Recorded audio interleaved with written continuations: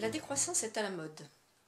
En cette période de soi-disant crise économique qui n'en finit pas de durer, la croissance est pourtant annoncée comme seul remède efficace pour la juguler. À titre personnel, êtes-vous croissant ou décroissant? À titre personnel, je suis décroissant depuis pas mal d'années déjà, depuis l'âge de 30-35 ans, puisque selon les données biologiques, il est avéré que chaque être humain commence un déclin physique et intellectuel à partir de l'âge de 30-35 ans, résolument décroissant à mon corps défendant, mais malheureusement c'est une réalité qui s'impose. Lorsqu'on cherche la définition du mot décroissance dans la plupart des dictionnaires, on obtient état de ce qui diminue, de ce qui décline. En fouillant un peu dans les nouvelles moutures du Larousse et du Robert, qui prennent en compte les évolutions du sens des mots par l'esprit commun du moment, on trouve quelque chose comme ceci. Slogan mettant en cause l'économisme et stigmatisant les dégâts sociaux et culturels du dogme de la croissance. Que faut-il donc comprendre quand on entend parler de décroissance?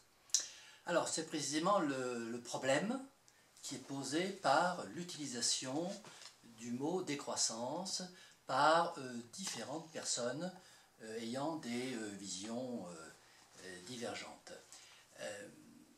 Je pense qu'il faut se référer à ce que vous avez indiqué en premier lieu, à savoir la définition du dictionnaire. La définition du dictionnaire, initialement, dit que la décroissance, c'est une situation de quelque chose qui diminue. Décroissance, déclin, diminution. Et donc les acceptions qui ont été imposées ou suggérées par un certain nombre de mouvances politiques sont des acceptions qui ne sont pas conformes à la définition initiale de la décroissance, qui n'est pas une idéologie, qui n'est pas une option philosophique, qui est une réalité physique constatée, comme je viens de le dire, d'un état qui décroît. À votre avis, comment les gens se positionnent-ils par rapport au concept de décroissance? Si vous deviez dresser une cartographie sociologique de la décroissance, quels seraient les grands contours? Alors, donc, par rapport à cette situation putative de déclin de l'activité économique, donc de décroissance, les différentes couches de la population se positionnent de façon divergente, voire passionnée. Alors, personnellement, je distingue 5 catégories de positionnement par rapport au concept de décroissance. La première catégorie de personnes, donc la première strate sociologique, c'est ce que j'appelle les croyants adorateurs de la croissance. Donc, à contrario, ce sont des gens qui ne croient pas à la décroissance. En fait, lorsqu'on dit comment est-ce que les gens se positionnent par rapport à la décroissance, il faut entendre également, en même temps, en tout cas, comment est-ce qu'ils se positionnent par rapport à la croissance. Donc, cette première catégorie de personnes est résolument croyante de la croissance, et je m'en expliquerai tout à l'heure. J'assimile ce positionnement pro-croissance à une position quasi religieuse. C'est la raison pour laquelle je les appelle les croyants adorateurs de la croissance, et ils représentent l'immense majorité de la population, environ 80%. Il y a ce que j'appelle ensuite les agnostiques inquiets. Alors, agnostique par rapport à croyant, l'agnostique est celui qui ni croit ni ne croit pas.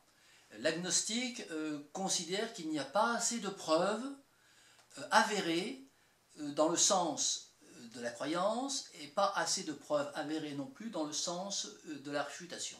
Donc l'agnostique attend d'avoir une vérification scientifiquement prouvé, objectivement prouvé, factuel, pour croire ou ne pas croire. Et ces agnostiques par rapport à la notion de décroissance sont inquiets, précisément parce qu'ils sont agnostiques et que la décroissance, si elle survenait, leur apparaît comme quelque chose de néfaste. Ils sont donc dans l'attente dans une situation assez inconfortable, et c'est environ 10% de la population. Grosso modo, ça recouvre toute la mouvance écologiste. Donc on a 80%, 90%, il ne reste plus que 10% pour une catégorisation que je vais subdiviser en 3. Donc la troisième catégorie, c'est ce que j'appelle les athées constructivistes. Alors athées, on a franchi un pas, puisqu'on avait des croyants religieux, on avait des agnostiques, on a des athées. Donc ce sont des gens qui ne croient pas à la durabilité de la croissance, donc ce sont des gens qui croient à la décroissance. Toujours l'antithèse croissance-décroissance. Ils sont donc athées de la croissance, et ils sont constructivistes parce qu'ils... donc en réponse à cette survenue de la décroissance qu'ils estiment comme étant quasiment inéluctable, ils commencent à imaginer les contours d'une organisation socio-économique qui accompagnerait cette décroissance. La quatrième catégorie, toujours à placer dans ces petits 10%, c'est ce que j'appelle les athées transitionnistes. Ce sont également des gens qui ne croient pas à la durabilité de la croissance, qui croient aussi fermement à la survenue de la décroissance, mais à la différence des constructivistes, ils s'adaptent par une transition au jour le jour, sans pour autant mettre en place un système politique pour le court et le moyen terme. Et puis la cinquième catégorie, toujours à mettre dans les 10%, donc on peut dire qu'il y a 3% pour chacune des catégories de 3 à 5. La cinquième catégorie, ce serait les objecteurs anticléricaux activistes. Alors les objecteurs de croissance sont des gens qui s'opposent. Donc là, on n'est plus forcément dans un credo, dans une conviction par rapport à quelque chose qui va survenir ou quelque chose qui doit durer. On est dans un positionnement activiste contre le fait que la croissance continue. C'est la raison pour laquelle, puisqu'on a pris cette comparaison avec la religion, je les appelle les anticléricaux. Si on considère donc que la croissance est une religion, eux sont anticléricaux, et ils sont activistes parce qu'ils s'opposent donc à la continuation de cet état de croissance.